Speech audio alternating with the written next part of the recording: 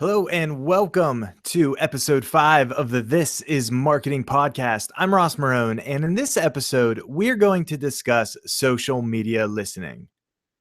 What is social media listening? Now, a definition from TechTarget says social media listening, also known as social media monitoring, is the process of identifying and assessing what is being said about your company, an individual, a product, a brand on the internet. That's a lot. That's a lot to consider right off the bat. So, social media listening is going out there onto social channels, whether it's Facebook or Twitter or whatever they are, and listening to conversations that are taking place. Now, these are conversations that are taking place by potential customers and potential people that are engaging a product that you sell or your brand. So when you think about big brands like Pepsi or AT&T, they use social media listening tools to actually engage customers when there's complaints.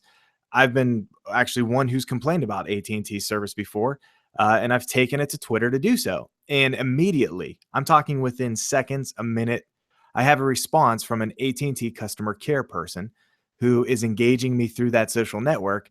And what's interesting is they engage you one on one, but they also try to take it into the DM, the direct message. And that is the appropriate way to engage with people on social media. I think I've talked about this before in another podcast where I've discussed negative feedback that you might get on Facebook and how you can actually approach that and how you should approach that. And when you think about what that does for your customer service perception to your customers, if you engage negative feedback in a positive way, it really opens up the doors for customers to know what kind of business you run and also what kind of customer service you provide. So when we think about the social media listening aspect, when it's very direct, so you get a review or you get something on Facebook and you engage that, it shows positive light that you have good customer service and that you are willing to actually provide better service.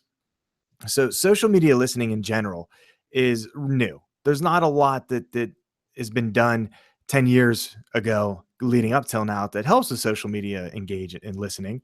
But because social media has become a part of business and because it's something that every business needs to be on and considering, there's a really good opportunity for you to jump into conversations that are taking place about your business and become an expert in it.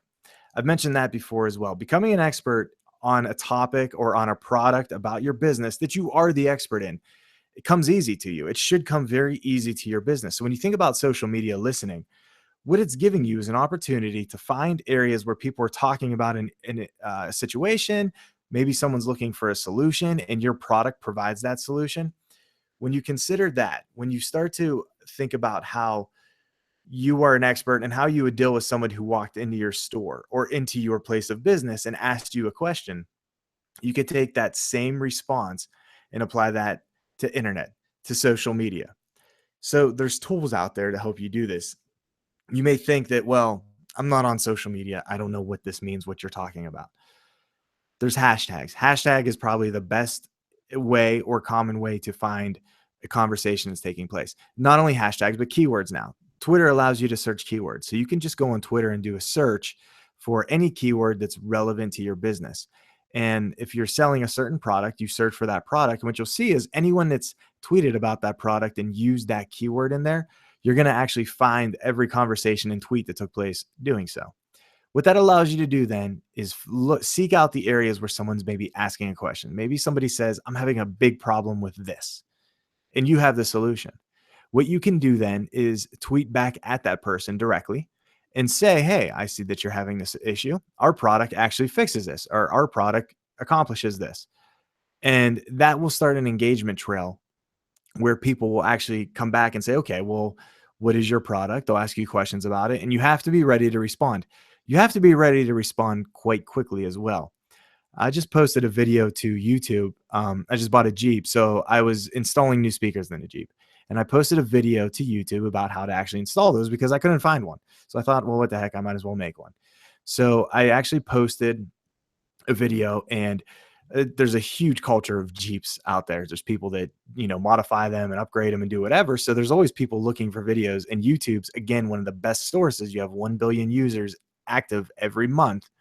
So what I did is I posted this video, And immediately within 2 or 3 days, a comment showed up with a person asking a question. Now, I don't work for Jeep. I don't work for any of the products that I was installing, but it was someone that was engaging my video. And they asked a pretty simple question about the installation and something I did.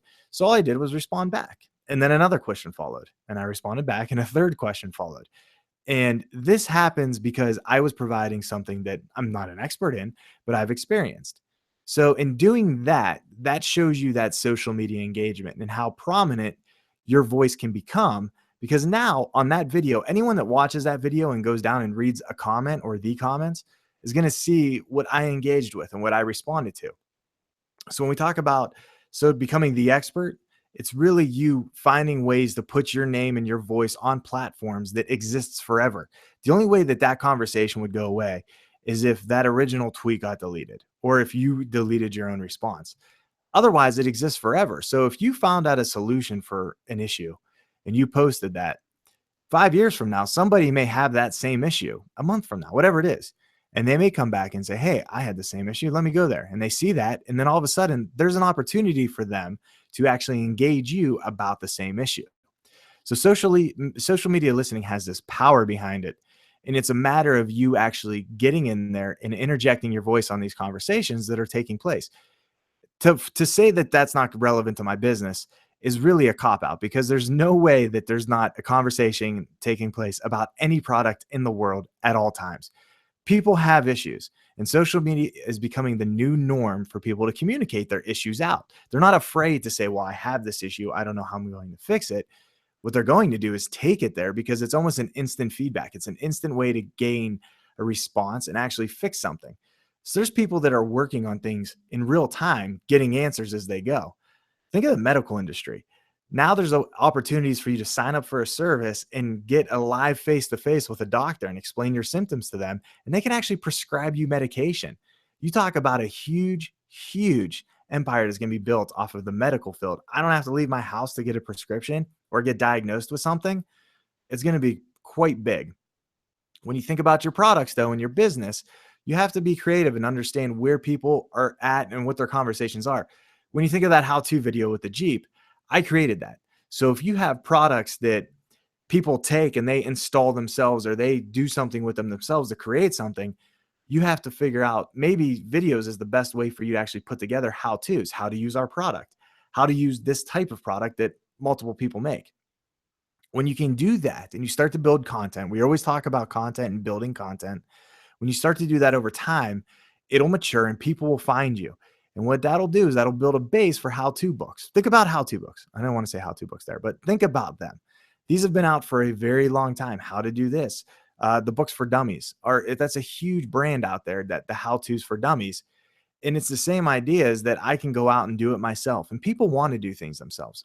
So if you can provide an expertise level to them in a step-by-step guide. Now, Twitter may not be the most efficient way to do step-by-step guides for installing speakers in a Jeep, because there's 1,000 steps that take place to do so. But I can reference a video then and say, hey, you know what? I see you have this problem. We've actually addressed this in a video. Go to this link. Now you've built content, and you've maybe built a subscriber out of that, because if it's someone who's savvy with YouTube or that has a Google account, they might subscribe to you because maybe you're putting out relevant content over and over that's valuable to them.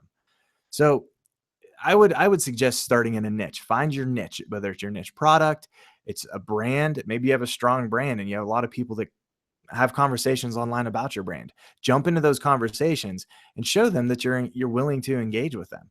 There's a huge, social media provides a huge aspect of customer service that I think it's very much overlooked by anybody. Working at the university, we have social media listening tools in place, which I'll talk about in a minute, that actually listen out there for conversations, because we can't go on Twitter and organically search this stuff nonstop. That would take up tons of time, and it's not a good use of time.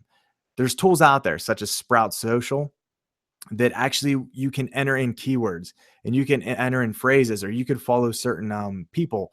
And whenever something comes up that triggers that keyword, it'll actually contact you and say, hey, this conversation's taking place right now. Do you want to jump in and communicate? Sprout Social actually has some customer management tools to them as well, where you could have multiple users on the business end that can then go in and conversate with people out there that are having these issues.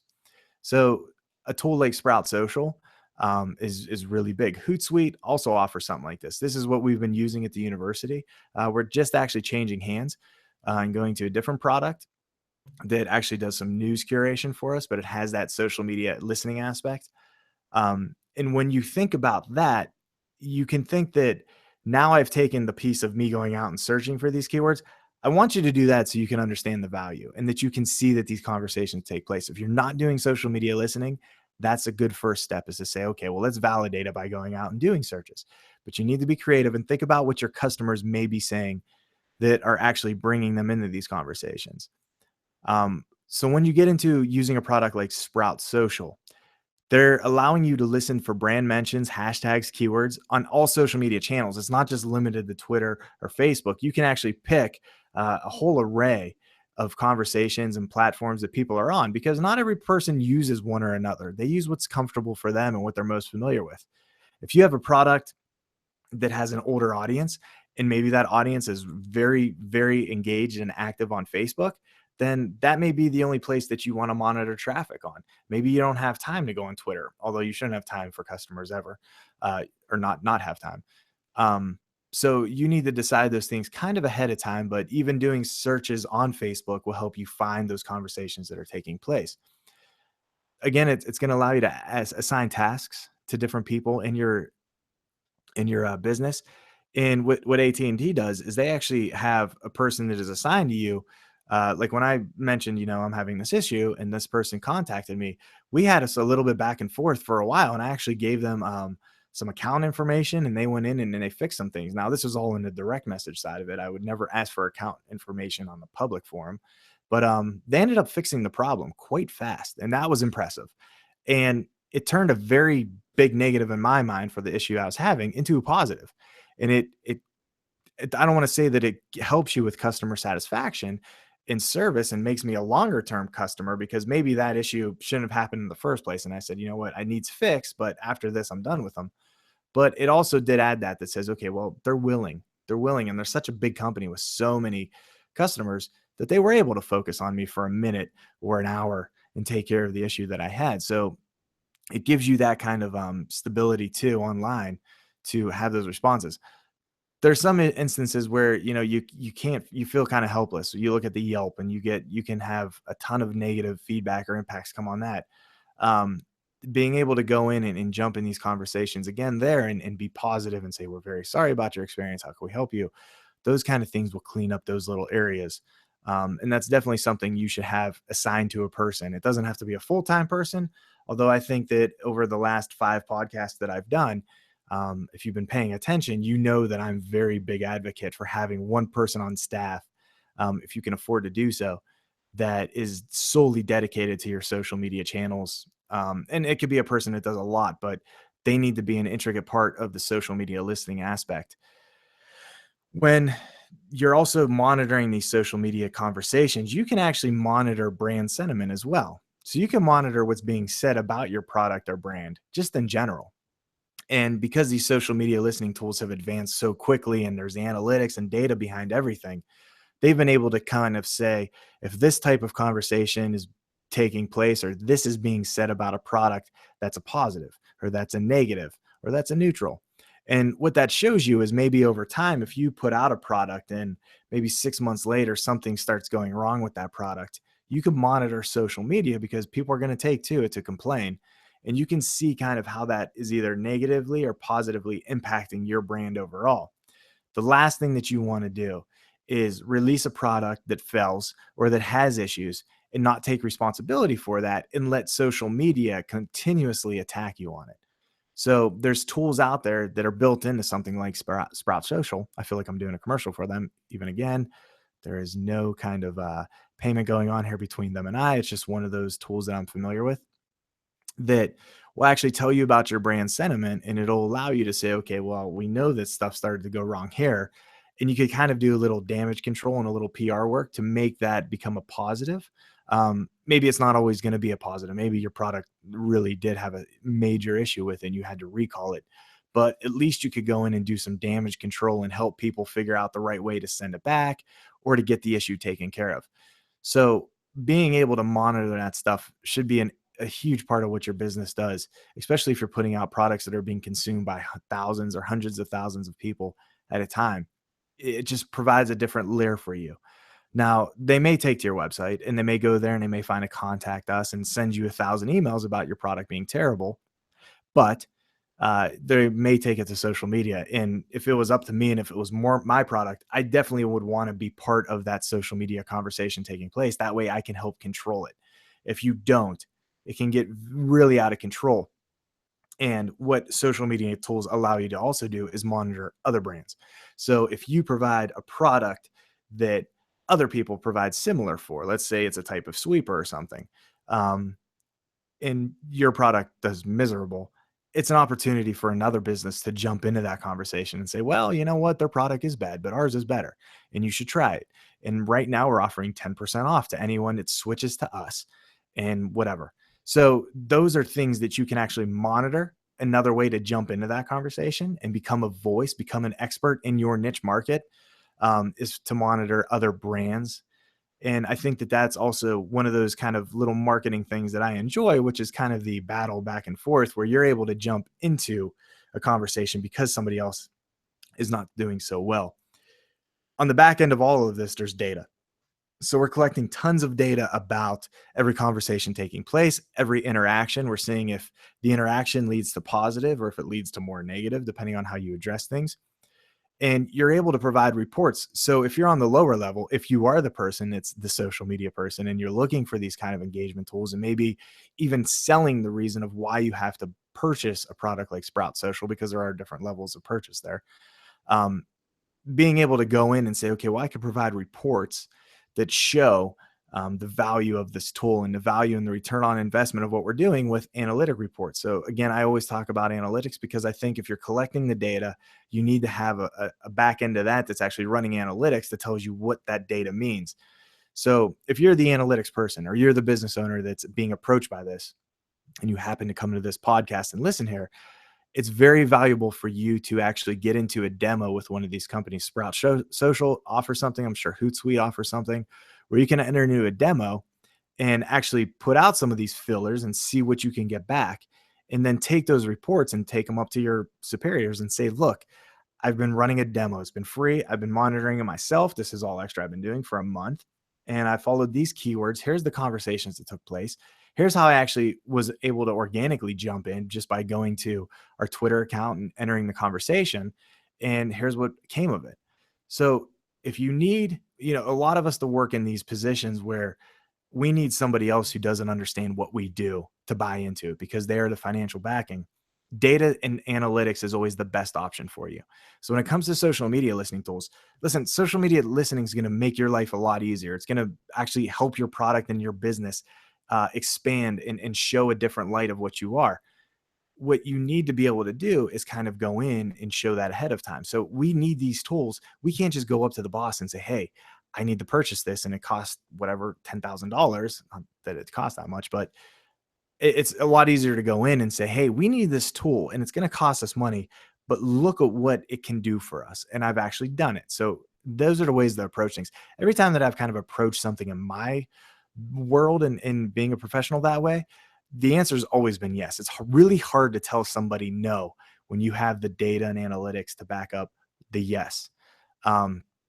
So as you look at these tools and you approach it, you can take some of the things said here very quickly and just apply those and go back and say, okay, well, we know that we have this product and I know that there's this wrong with this product. I'm going to go out and try to find those issues out in the world of the internet and then bring those back and engage them and fix them. There's never a wrong time to do this either. You may jump on now and say, okay, well, we had this complaint a year ago and it just kind of sat out there. There's no time to not engage that. Go in and say something. Say, hey, you know what? We just start doing better customer service online. We just got on the social media and I seen that you have this problem. Is this something you're able to take care of? Did we help you take care of it? If not, what can we do to help you take care of it? Just letting something sit out there is always going to exist. And that goes back to the first point in the beginning of this podcast is that once you join into a conversation, it exists forever. A complaint online will exist forever. So it doesn't mean necessarily that people are discovering that, but at that moment, if that user tweeted out something or posted it on Facebook, it more than likely went to a bunch of their followers, which showed your brand or your product in bad light. So when you come back and you look at that, you can go back in and fix some things like that that have existed over time. The worst thing you could do is just let it sit there. Again, I think it's very important for you to get in there and use this data and use what exists. The other thing about the data and analytics, beyond getting it to actually help you purchase this product or sell this product, is that it's good for your sales team as well. If an issue arises and occurs and people don't take to your customer service avenues, again, you can't force people into what you want them to do all the time. If you have a customer service, something set up, some kind of, part of your business where there's a phone number on your website, people aren't going to discover that because you want them to. They're going to do what's most comfortable for them. And if Twitter is most comfortable for me, I'm sure as heck going to pick up my phone and start complaining about a product or a company that way. I do it all the time. And it's not because I'm just trying to be a complainer. It's because I know that if they are really into it, like I would hope that your business is, that they're going to engage me quickly that way. And then I can always go back and reference that, and I can have it taken care of timely. And that's always important to me as a consumer of goods. I want to be contacted and I want to have things taken care of timely. So when you think about how you can apply these analytics and metrics from your social media into your actual business model, if you have a sales team or a support team or whatever it is, you can take these complaints and say, okay, well, all of a sudden our product 6 months in starting to have all these issues. So here's what I'm seeing is being said about it on social media. Take that to your sales team and set it down in front of them and say, okay, these are the issues you're most likely going to have to address, or your tech support or your service, whatever it is. These are the issues we're going to have to address. And here's the list you're going to give. So there you're actually helping the business itself beyond just your job or your scope of work. You're able to kind of take that data again and digest it back into the business and make your business better, because that's the goal, is to make your business always better, doing new things and exploring new avenues and options and providing better customer service. So social media listening is a huge, huge thing that I don't think enough or many businesses are taking advantage of. The first couple podcasts I talked about just getting on these social media channels. And that's a huge step in the first place, is just to be on them and tweeting about your products and engaging people about whatever it is. But the listening part of it takes it another step further. After that, there's not many other steps you can actually take. So if you have social media and you have a presence there, you're going to create conversations. Social media listening really allows you to jump in the conversations that you're not taking or in control of right off the bat. So that's why listening is so important. So again, this was a shorter podcast, but I thought that it was something I really wanted to talk about. I was thinking about it after I posted that Jeep video. I was like, you know what? There's a lot to be said here about this, and I do it myself. So I thought that there would be some really good value in there. Just get your mind kind of working that way of saying, okay, how can we go out and listen a little bit about social media?